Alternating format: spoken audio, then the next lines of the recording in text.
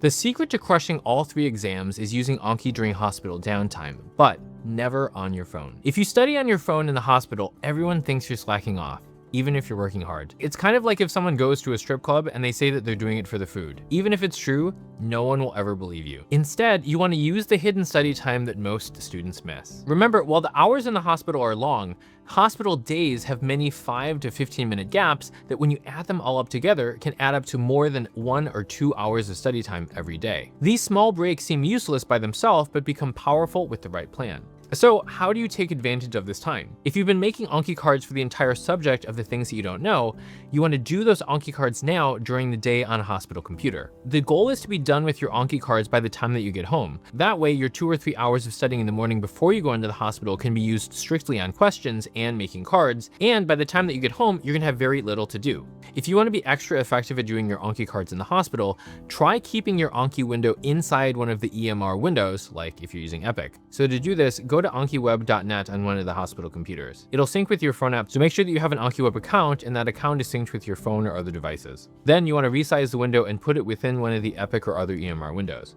On PCs, you can use Alt-Tab to quickly switch between programs, which will allow you to seamlessly transition between both programs, either if someone's walking behind you or if you need to check lab values or something like that in Epic. Because we're resizing it and putting it within one of the Epic windows, unless someone looks closely, they won't necessarily see your flashcards. Bite-sized learning fits perfectly in the chaotic hospital environment. Remember, typically each card should take less than a minute or 2, perfect for short breaks. Well-used hospital computers can double your daily study time. But to pull this off without hurting your clinical grades, you need strategy number 6, the follow-up list technique. This follow-up list method will transform how your team sees your computer time. Because the student who checks labs every 30 minutes is more valuable than the one who just holds retractors. One of the biggest problems with clinical grades is your team's impression of you. Burned out residents become cynical about students on computers, and how your team sees you affects a big part of your grade. As a consequence, you need to study in a way that avoids dirty looks and bad evaluations. Even if you're doing your Anki cards, being caught studying can even hurt your grades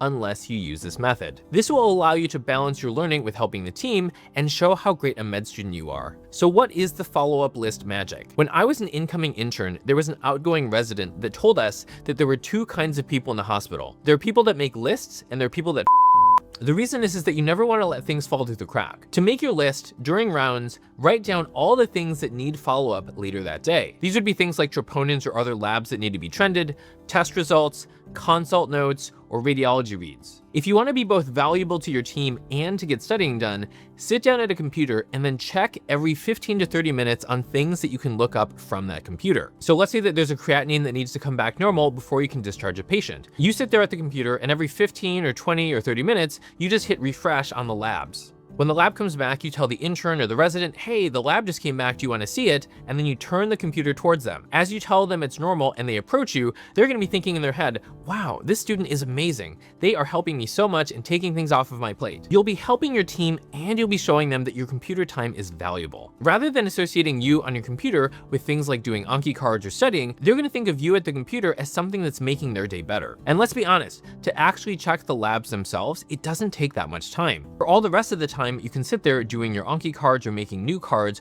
or just in general studying things and keeping on track of patient care, or in general staying on top of your studies. If you help your team get stuff done, it's going to not only help your clinical grades, but it'll also give you more freedom to study during downtime. If you're a medical student or a doctor preparing for either the USMLEs or COMLEX or one of your medical board exams, then be sure to sign up for our free 14-step program where we'll walk you through the most efficient ways for you to improve your score in a short period of time. And if you're interested in getting there faster, be sure to book a free call with our team where we'll break down what it is that's holding you back and, if it makes sense, explain how it is that we can help you to get there more efficiently.